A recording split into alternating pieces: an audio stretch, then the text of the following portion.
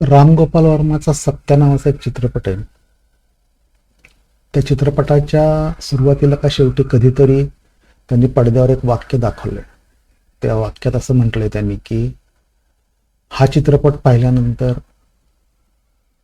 एका जरी भावी गुन्हेगाराला मी त्या मार्गावरती जाण्यापासून परावृत्त करू शकलो तर हा चित्रपट यशस्वी झाला असं मी समजेन. त्या धर्तीवरती मी आता असं म्हणेन की एका जरी व्यक्तीनं हे AZ-900 सिरीज ऑफ व्हिडिओज बघितले, आणखीन ठरवलं की ही परीक्षा मी देणार आणि सर्टिफाईड होणार, तरी या प्लेलिस्ट बनवण्याच्या याच्यामध्ये जे काही मी कष्ट घेतले ते सार्थकी लागले असं मी समजतो. एनिवे, तर बेसिकली काय आहे की प्रत्येक गोष्ट मी तुम्हाला जो फ्री रिसोर्सेसचा व्हिडिओ बनवला त्यात सांगितलंय की सगळं फ्री आहे. तुम्हाला मायक्रोसॉफ्टचा एक त्यांनी दिलेला व्हिडिओ कोर्स तो फ्री आहे. तो तुम्ही अटेंड केला की तुम्हाला मिळणार एक व्हाउचर मिळणार आहे. त्यामुळे तुम्हाला परीक्षा द्यायची ती फ्री आहे. ओके. त्याच्यानंतर AZ-900च्या बऱ्याच मॉक एक्झामिनेशन्स कित्येक साईट्सनी फ्री दिलेल्या आहेत, त्या तुम्ही देऊ शकता. आणि यूट्यूबवरती तुम्ही सर्च करू शकता. असंख्य कोर्सेस आहेत आणि असंख्य काय म्हणतात त्याला लेक्चर्स तुम्हाला तिथे अवेलेबल आहेत. ती वेगळ्या वेगळ्या भाषांमध्ये आहेत. मी अगोदर हे सांगितलं होतं का नाही मला माहित नाही, पण परत एकदा स्पष्ट करतो की हा सिंगल एवढा एक सोर्स ऑफ इन्फॉर्मेशन ठेवून तुम्हाला चालणार नाही. माझा हा प्लेलिस्ट बनवण्याचं उद्दिष्ट हे होतं की काय म्हणतात त्याला की कुठून तरी सुरुवात व्हायला हे व्हावं म्हणून ते केलेलं आहे. कळालं का? एकदा तुम्ही ठरवलं आणि एकदा ते व्हिडिओज हे बघितलेत की तुम्हाला तो क्रॅक मिळेल त्याच्यामध्ये. ओके. त्याला फुटहोल्ड म्हणतात किंवा फुटिंग काय म्हणतात त्याला, फुट इन द डोअर असं म्हणतात.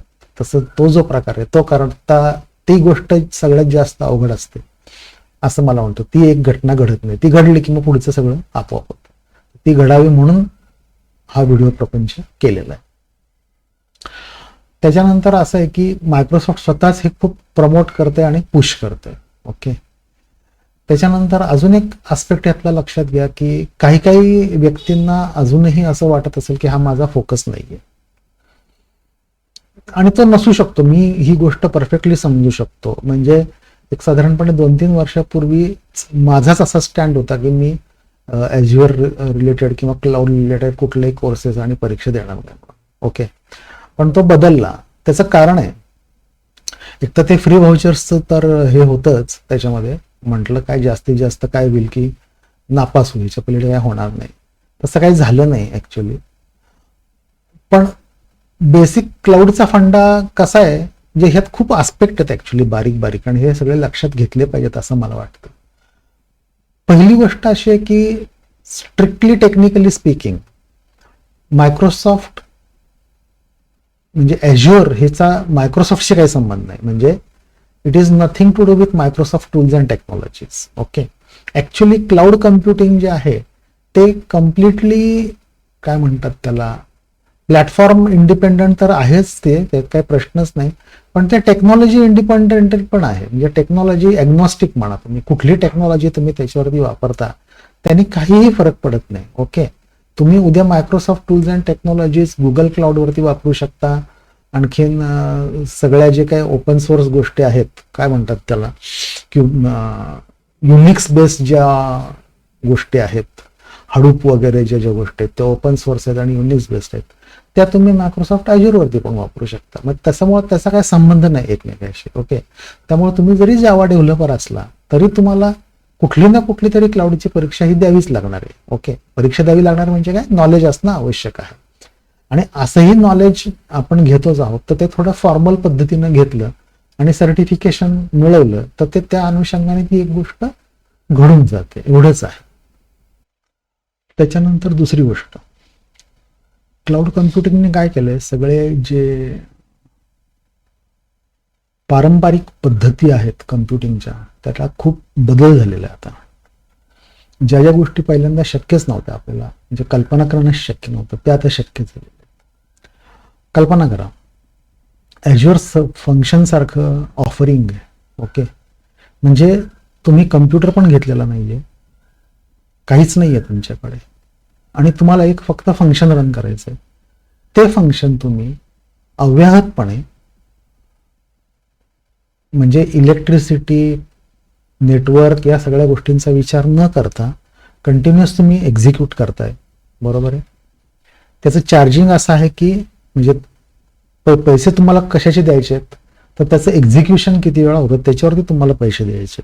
ओके, आणि त्यात परत तुम्ही अजून जर डिटेल्समध्ये बघितलं तर काही हजार किंवा काही लाख पहिली एक्झिक्युशन्स फ्री वगैरे असाही एक प्रकार त्याच्यामध्ये आहे. म्हणजे जस्ट इमॅजिन करा की हे असं काही प्लॅटफॉर्मच अगोदर उपलब्ध नव्हता. म्हणजे एखादी छोटी गोष्ट जर तुम्हाला करायची आहे तर तेवढ्यासाठी ते कम्प्युटर असणं, तो सेटअप करणं, सगळ्यात महत्त्वाची गोष्ट म्हणजे इंटरनेट ते असणं नॉनस्टॉप, हे सगळं इन्फ्रास्ट्रक्चरचं जे गुंतागुंता आहे सगळा, तो सगळा तुम्ही स्वतः खिशातनं पैसे खर्च करून केल्याशिवाय तुम्हाला तो उपलब्धच नव्हता.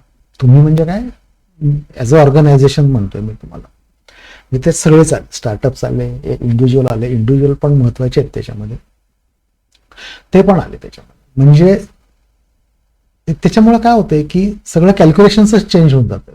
ओके, आता दुसरं आयओटीचा एक एक्झाम्पल घ्या.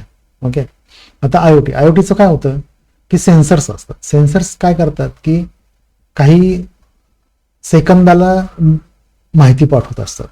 तर माहिती नुसती पाठवून चालत नाही. समजा तुम्ही टेम्परेचर पाठवताय, कशाचं टेम्परेचर आहे, ओके, तर कुठल्या घराचं आहे, कशाचं टेम्परेचर, कशाचं आहे, मशीनचं कशाचं टेम्परेचर आहे, ती माहिती सगळी आली. नुसतं ते चालत नाही, किती वाजताचं टेम्परेचर आहे ते आलं, म्हणजे डेट आली, टाईम आलं, डिव्हाइस आला, आणि मग टेम्परेचर आलं, ह्युमिडिटी आली, ह्या सगळ्या डेटा आला. त्याची एक झाली जेसन. समजा पारंपरिक पद्धतीने जेसन वापरतो, तो सेन्सर तो डेटा सगळा तो सारखा पाठवत राहणार आणि दर सेकंदाला इतका डेटा तो पाठवणार. आणि असे हजारो, शेकडो, लाखो सेन्सर्स येणार कधीतरी, आणि तो सगळा डेटा इंजेस्ट करायला, प्रोसेस करायला तुम्हाला कम्प्युटिंग पॉवर पाहिजे. तिथं जाऊ दे, तो आलेला नुसता डेटा स्टोअर करायचा म्हटलं तर तुम्हाला व्हर्च्युअली अनलिमिटेड डिस्क पाहिजे. हा सगळा प्रकार अगोदर प्रोव्हिजन करणं हे इम्पॉसिबल होतं असं मी म्हणणार नाही, पण अवघड होतं खूप. पण आता ते तसं नाही आहे. आता ते फार सोपं झालेलं आहे प्रोव्हिजन करणं. हे प्रोव्हिजन म्हणजे नुसतं ॲज्युअर पोर्टलला लॉग इन करून क्लिक करून तुम्ही सगळं ते प्रोव्हिजन करू शकता. सगळ्यात महत्त्वाची गोष्ट म्हणजे सगळ्याचा पीओसी करू शकता. म्हणजे हा सगळा प्रकार मनासारखा झाला तर ठीक आहे, नाही तर झालं तर नाही झालं सोडून द्या. म्हणजे एक सीड मनी टाकून कुठलीही कंपनी कुठलीही गोष्ट प्रायोगिक तत्वावरती ती टेस्ट करू शकते. हे फार महत्वाचं आहे. तर हे जे सिनेरिओ आहेत ना, ह्याच्यामुळे काय होणार आहे की नवीन नवीन कंपन्या ह्याच्यामध्ये उतरणार आहेत, त्यांचे नवीन नवीन इनोव्हेटिव्ह प्रॉडक्ट्स असणार आहेत. आणखीन त्या प्रॉडक्ट्स इम्प्लिमेंट करणारा त्यांना मॅनपॉवर रिसोर्सेस पण लागणार आहेत की ज्यांना ह्या सगळ्या गोष्टी ऑलरेडी माहिती आहेत. तर त्या अँगलने काय होऊन जातं की तुम्ही कुठल्या टेक्नॉलॉजीमध्ये जातात त्याला काही फरक पडत नाही, पण तुम्हाला क्लाउडचं माहिती असणं हे आवश्यक आहे. कारण cloud is providing a infrastructure which is technology agnostic, बरोबर आहे, आणि प्लॅटफॉर्म ॲग्नॉस्टिक. त्यामुळं कुठलंही तुमचं बॅकग्राऊंड असलं, तुम्ही काहीही करत असला तरी तुम्ही ही परीक्षा देणं फायद्याचं आहे असं म्हणेन. नेसेसरी इज ओव्हरकिल होऊन जातं, नेसेसरी काही नाही आहे त्याच्यामध्ये, पण फायद्याचं आहे. ओव्हरऑल नॉलेज असलं फायद्याचं आहे. त्यामुळं ते एक झालं. दुसरं झालं. तिसरं गोष्ट अशी आहे की वेळेचं. आता दुसऱ्या कुठल्याही टेक्नॉलॉजी परीक्षा जर तुम्ही गृहीत धरल्या, समजा C# घेतलं तुम्ही किंवा मायक्रोसॉफ्ट SQL सर्व्हर घेतलं, कुठलंही प्रोडक्ट घेतलं किंवा टेक्नॉलॉजी घेतली, काही जावा घ्या, ओरॅकल घ्या, काही घ्या, तर त्याच्यामध्ये तुम्हाला जेवढे एफर्ट्स टाकावे लागणार आहेत तेवढे ह्याच्यामध्ये एफर्ट्स टाकावे लागणार नाही आहेत. ओके, ही सगळी कन्सेप्च्युअल लेवलची परीक्षा आहे, मी तुम्हाला अगोदरच सांगितलेलं आहे. त्यामुळे साधारणपणे 3 आठवडे ते 1 महिना, 1 महिन्यापेक्षा जास्त वेळ लागता कामा नये असं मला वाटतं. मायक्रोसॉफ्टचा तो एकदा कोर्स केलात तुम्ही की त्याच्यानंतर बाकीचे हे कोर्सेस, मी केलेले व्हिडिओज हे सगळे बघून आणखीन बाकीचे रिसोर्सेस तुम्ही कन्झ्युम करून एक 3 आठवडे किंवा महिनाभराचा जर काळ तुम्ही, मॅक्झिमम महिना मी म्हणेल, जर तुम्ही त्याच्यामध्ये टाकू शकला आणि हे सुद्धा तुमचं रुटीन अभ्यास, नोकरी काय जे असेल तुम्ही करत असाल ते करून सुद्धा तुम्ही जरी केलं तरी ते होण्यासारखे फावल्या वेळामध्ये, काही त्याला म्हणजे अवघड असं काही त्याच्यामध्ये नाही आहे. तर अशा बरेच गोष्टी आहेत त्याच्यामध्ये. या सगळ्या गोष्टी कन्सिडर करून तुम्ही विचार करावा, आणखीन ही परीक्षा द्यावी असं मला वाटतं. ओके, आप कन्व्हिन्स हो गए या मैं और बोलू? आता मला हे वाक्य कुठल्या चित्रपटातलं आहे तसं मला विचारू नका. ओके, चलो बाय, थँक्यू.